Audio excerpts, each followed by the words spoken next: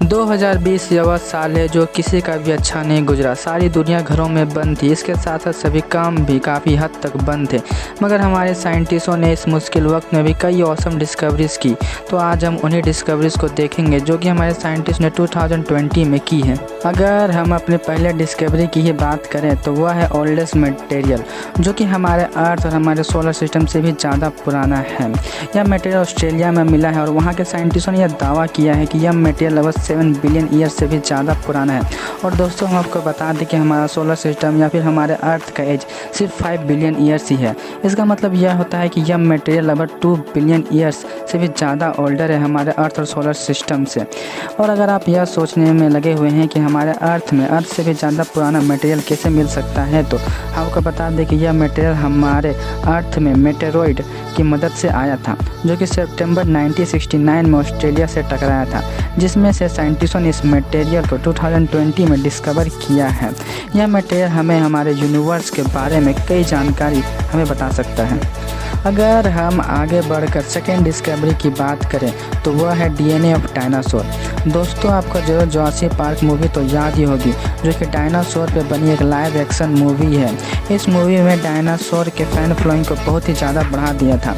इस मूवी में scientist dinosaur को लाइफ में लाने के लिए उनके डीएनए का इस्तेमाल करते हैं, जिसे वो मस्कीटो से निकालते हैं, जो उनके ब्लड के साथ उनके डीएनए को भी अपने अंदर स्टोर रखे हुए थे। हमारे साइंटिस्टों के साथ बिल्कुल ऐसा तो नहीं हुआ, मगर इससे सिमिलर चीज़ें जरूर हुई। असल में scientist 70 million years old dinosaur के एक फॉसिल की स्टडी कर रहे थे, जिसमें उन्होंने एक सेल के आउटलाइन को देखा, जो कि शायद क्रोमोसोम हो सकता है, जो डीएनए को स्टोर रखते हैं। अभी तक साइंटिस्टों ने डीएनए को तो एक्सट्रैक्ट नहीं किया है, इसीलिए यह कह पाना मुश्किल है कि हमें सही में एक डायनासोर का डीएनए मिल गया है। अगर हम डायनासोर के डीएनए जैसी पुरानी चीज़ों की डिस्कवरी की बात कर ही रहे हैं, तो 2020 में हुए एंशिएंट डिस्कवरी की बात कर ही लेते हैं, जैसे कि साउथ अफ्रीका में ओल्डेस्ट होमो इरेक्टस का स्कल मिलना। इसे साउथ अफ्रीका में साइंटिस्टों ने रॉक के अंदर से एक्सट्रैक्ट किया है। और जहाँ तक बात रही होमो इरेक्टस की, तो होमो इरेक्टस असल में मॉडर्न ह्यूमन के पूर्वज। जहां साउथ अफ्रीका के साइंटिस्टों को होमो इरेक्टस का स्कल मिला, वहीं अमेरिकन साइंटिस्ट ने भी एक सरप्राइज केव की डिस्कवरी की। इस केव की खास बात यह था कि यह लगभग 30,000 ईयर्स से भी ज़्यादा पुराना था। और अमेरिकन आर्कियोलॉजिस्ट यह मानते हैं कि अमेरिका में पहले ह्यूमन ने ही लगभग 30,500 ईयर्स अगो ही कदम रखा था। इसका मतलब यह है कि यह किसी अमेरिका के सिविलाइजेशन से भी ज़्यादा पुराना है। अब साइंटिस्ट इस केव में भी ज़्यादा रिसर्च कर रहे हैं और जितनी ज़्यादा जानकारी इकट्ठा कर सकते हैं करने की कोशिश कर रहे हैं।